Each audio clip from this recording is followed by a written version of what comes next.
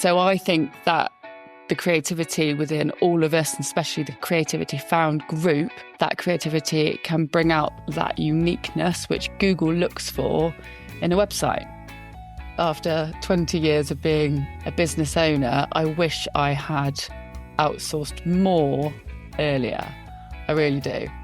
I refound my creativity just before I met you, Claire. So it must have been 2 years or something like that. And I think just knowing that there's other people in the world that are just a little bit underconfident about their art or their projects or whatever, and then talking to the other members in our group, it's just amazing to be able to compare notes and share books and knowledge and stuff like that, that we can just get that kind of confidence. Hi, Claire here. Creating this show inspired me to take the Creativity Found mission further. As well as sharing inspirational stories of people who have embraced their creativity in adulthood, I wanted to actually help people do this for themselves and to support artists and crafters who share their creative knowledge with adults through their classes, kits and supplies. CreativityFound.co.uk and the Creativity Found Collective were born. You can visit creativityfound.co.uk to find ways to learn printmaking, try embroidery, get touchy-feely with clay, make your own kilt, start weaving, learn to paint, and so much more. And the wonderful teachers and makers featured on the website are members of the Creativity Found Collective. We also have business support enterprises as members who help others grow their businesses. In this episode of the Creativity Found podcast, adapted from a live video posted on the Creativity Found YouTube channel and in the Creativity Found Facebook group, I chat with one of our members about what they do and how they can help you. And if you would like to join our merry band, simply visit creativityfound.co.uk/join us, and I'll see you soon. So we're already on YouTube. I'm going to go live on Facebook. We'll just have a little bit of a chatter while that sends the word out. How's your day been so far? Good work. Really good. I've been having physio on my shoulder, so I've actually been to physio this morning. Lovely. But yeah, it's beautiful here. Tell us where you are. In the Alps in France. So it is sunny and I can see snow as well, which people are jealous of. Some of us here in the UK had a little flurry of snow. We had some very soft snowflakes and they were very pretty. This happened during a mastermind group that I was in, and it was very funny because everyone got very excited about the snow. Typical, yeah, yeah, that's us. That's great. Brilliant, right, we're all live everywhere, so just before I get started with Kelly, I just wanted to explain that I'm going to be going live on Facebook and YouTube with one of the Creativity Found Collective members. So you can find out what they do, how they can help you. Either they might be able to help you find a creative outlet, or they can help you to sustain and grow your own small business. Kelly Drewett was the first business support member to join when I opened this membership option up last year. I wanted our creative activity businesses and others, of course, to be able to find reliable and affordable people to outsource work to and free them up to do more of the stuff they're good at, or maybe more of the stuff that they want to be doing. And that's why they set up their small business in the first place. Kelly, start by telling me how you can help creative and other small business owners to thrive and grow. What is it that you do? Yeah, I think just to comment on what you just said there as well, we open our own businesses up because we're so passionate about something, and then we end up just stuck in this admin marketing nightmare, don't we? So yeah, it is a problem for many small businesses. I originally was a freelancer in website design and have been doing that for 26 years. Sounds quite scary now.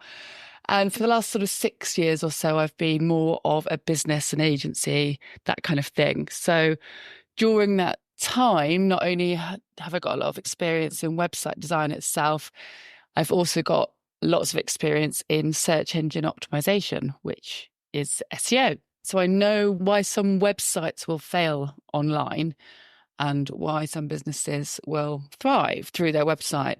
And I learned it's got a lot to do with the content that's within a website, but it's also got a lot to do, I think, with the business owner being empathetic. So for a strong website, the business owner needs to look after the website user. That's like the visitor. So it's things like, can they see where they're going, where to go quickly?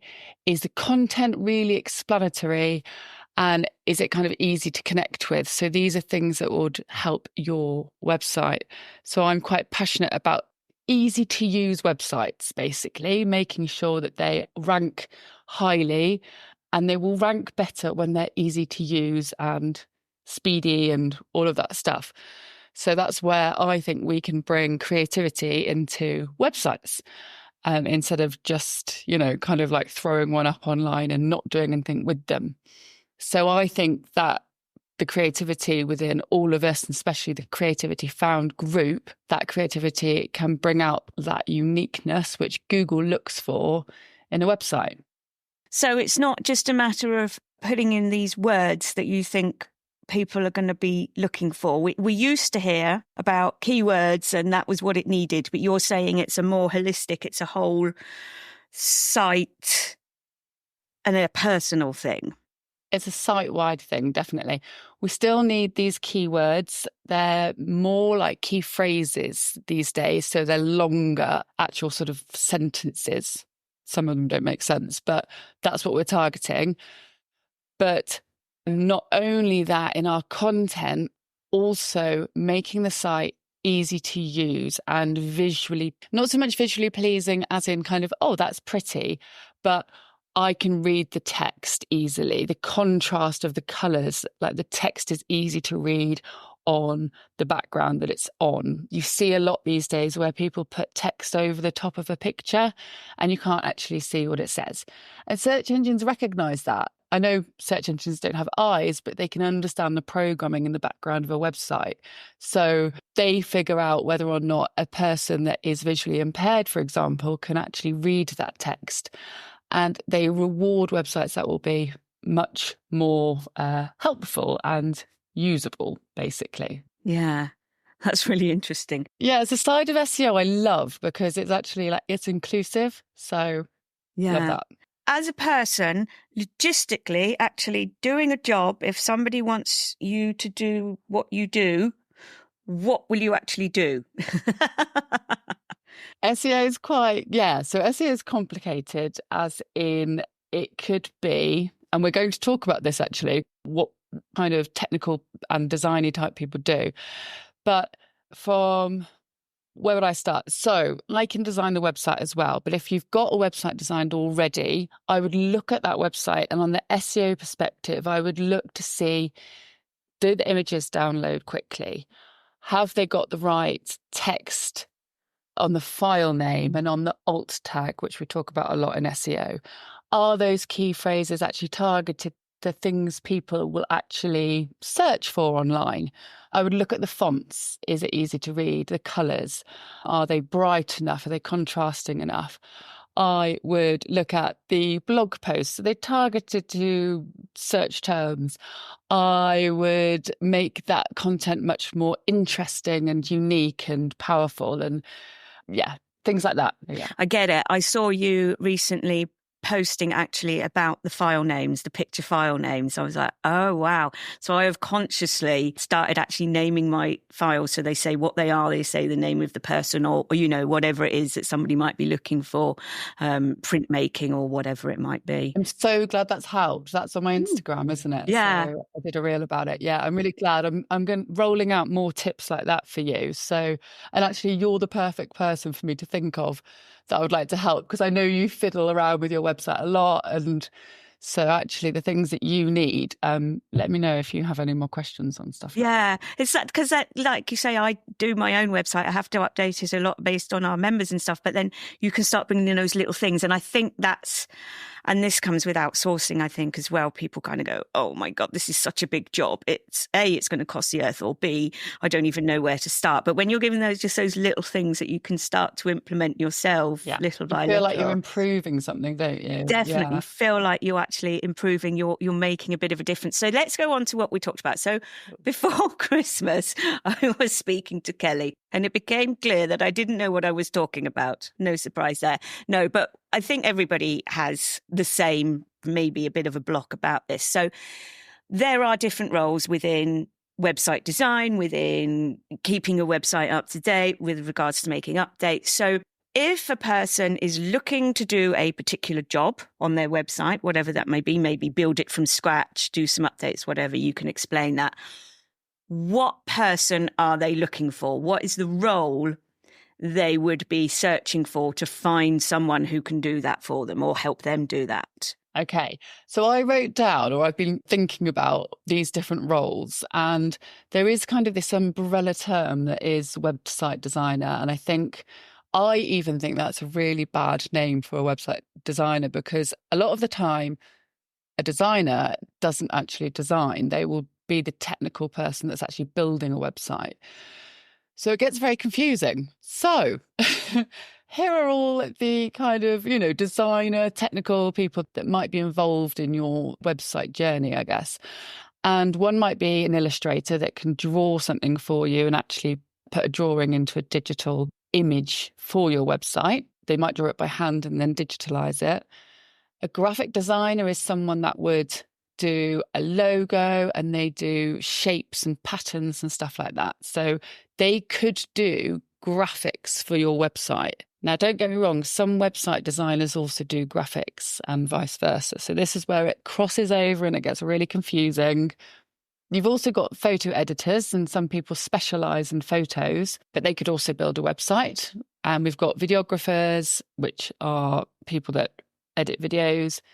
Then we've got going up into sort of website designers, website builders, and a person that is, you can lean on the more technical side of a website design and you would be less designy. So you would be more sort of about usability, I guess, and user experience. So you could have that kind of website designer, or you could have a sort of more graphic design website designer. Then you get website developers, and a website developer could be a person, you could ask them for a system that did, I don't know, anything from booking out chalet rooms or something like that, and they would build the whole system for you. So that's a web developer. So you've got all these different sort of stages of website designers. And then you've got an SEO like me, for example, who can also build websites. And then we've also got, in that realm, kind of content writers and marketers and things like that. So we've got so many areas of website design.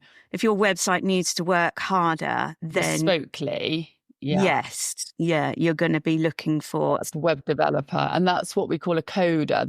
They can literally code anything that you have in your mind. Which my husband does that actually. It's incredible what they do. You can just say, "Oh, I want it to work this way," and then a couple of hours later, it's done. So if someone isn't sure of what they need, would you mind if they dropped you an email and said, "This is what I'm looking for, Kelly. Is it you?" I've got a pool of like website designers and their strengths, and then some people will be sort of website updaters because they're more like VAs or something like that, and they've got really good experience in websites, but they don't actually build a website. So I've got people like that on my list. Yeah, so drop me an email or direct message. Yeah, that's really helpful. There is a link in the description to Kelly's page at Creativity Found. I'll talk about that at the end. There's some other links there too. This is why I opened the business support side of Creativity Found Collective, because speaking with people on the podcast, there was a lot of talk about like people felt that they had to do everything. They started their own business. They have to do everything. Why do you think that necessarily shouldn't be the case? And is it affordable for small businesses to be outsourcing some of these jobs? And how should someone decide what they might outsource? Why do you think it's important that they don't necessarily do everything themselves? What I would say is it does depend on if you want to grow your business or not really, or if you want to take a back step, or if you, for example, want to maybe do your potting instead of all your admin, stuff like that. But I would say, in my experience, after 20 years of being a business owner, I wish I had outsourced more earlier. I really do. So if you think about how long you would take to do your own website, like changes or maybe even a website build, if that's what you want to put your mind to, a professional will actually do it in probably half the time, if not even faster than you would. And remember, they bring all that experience with them as well. So it's not only speed that you're getting, that you're paying for, it's all that experience. So say if there's a problem, when I build a website and I've got something to do with Elementor and it's picky, Elementor is. This is a website page builder. And because of my experience, I can fix that really, really quickly, whereas someone else would spend, 3 hours trying to figure it out. So there's things like that. And I just feel like a freelancer or an agency, graphic designer, website builder would bring this knowledge to your business, which you can't necessarily do. We were actually talking, weren't we, in Create Connect the other day about someone who had gone off to Fiverr or something, got a logo done, and then they took their lovely shiny new logo off into an event and someone else had the same logo. That's right. Just Yeah. different colours. And I've written down, a single conversation with a wise person is worth 10 years of study, which I really liked as I was thinking about this today. Yeah. Yeah. So speaking about Create Connect, tell me about Create Connect as part of this answer, but also why do you think it's important to have these kind of communities within growing your own small business? Thank you for letting me mention Create Connect, because that is my sort of networking group where Claire comes along and we do our creative project whilst we're networking and whilst we're chatting to each other. But yeah, I mean, Creativity Found has been such a good community for me. And there's 3 things that I find so important about any kind of community like this. And the business connections is one of the first ones. So I believe it's a little bit like our relationship, where it's not just business anymore. You start moving into this support, and it is personal support, because we have such a hard time running businesses. It's tough, and it's really nice to know that we've got that business support between us. I think talking to friends that are not in business, it's not the same, because they don't know the challenges that we go through day to day. So I think that is a huge one for members of something like Creativity Found. And that, like their network connections, I don't believe you can build a business as easily without putting yourself out there and building connections like we do in something like Creativity Found. And then the second one was confidence. So with my creativity, I refound my creativity just before I met you, Claire. So it must have been 2 years or something like that. And I think just knowing that there's other people in the world that are just a little bit underconfident about their art or their projects or whatever, and then talking to the other members in our group, it's just amazing to be able to compare notes and share books and knowledge and stuff like that we can just get that kind of confidence. And with Creativity Found, because you can go around looking for the kind of things that interest you, you can go and see, what other mediums there are out there and maybe try this or try that. And we went to see Debbie Page, didn't we, at the Yellow Shed Pottery. And it was just so much fun, because I had no knowledge about pottery at all before. And then we went off and just spent a couple of hours with her. And it was really cool to see her studio. And I wouldn't have done that without Creativity Found. Yeah, it was lovely, wasn't it? We were just like chatting and playing with the clay, and actually some things came out of it. It was super. Creativity came out of it. It was brilliant. And then the last one I wanted to mention about how Creativity Found helps me is mental health, because it's something that's worrying me quite a lot at the moment. We see so many people like taking their own lives, and just something that really worries me. And I wanted to just mention to anyone out there that art can help, and it's definitely helped me get out of a hole that I've been in. I think instead of thinking about your problems all of the time, you can start to think about your creative projects and your art and start sort of immersing yourself in that and the sort of smaller things in life, because you're perhaps painting a flower or a leaf or something like that, and it just brings all of those horrible thoughts, those negative thoughts, back into something that's so positive.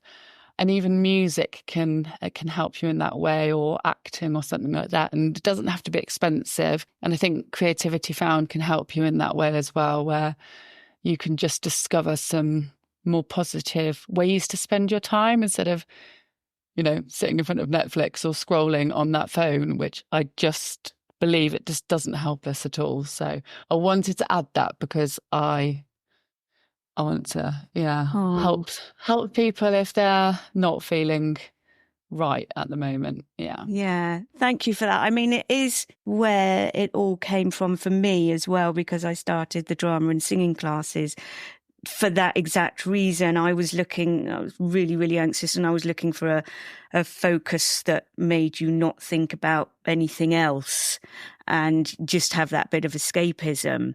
And it was through Open Stage Arts that I was able to do that and have the most lovely time burking around with drama games and singing and stuff. And then it was when that stopped that I started Creativity Found. So it's all come from that, weirdly, and developed into so many other things. And it's great on the podcast to be able to chat with people who have had those experiences as well, and how they use their creativity now is benefiting them in very many holistic ways. So thank you for sharing that. It's really, really important. What's coming up for you and your business? Oh, it's so exciting. I've got the most amazing employee called Debs, and she is helping me all the time with what's coming up in my business. So continuing on with the Create Connect sessions, and come along for £5, and that £5 will go to charity. And then in the second part of the year, I'm opening up some sort of cohorts to help people with their SEO website engineering, I'm calling it, because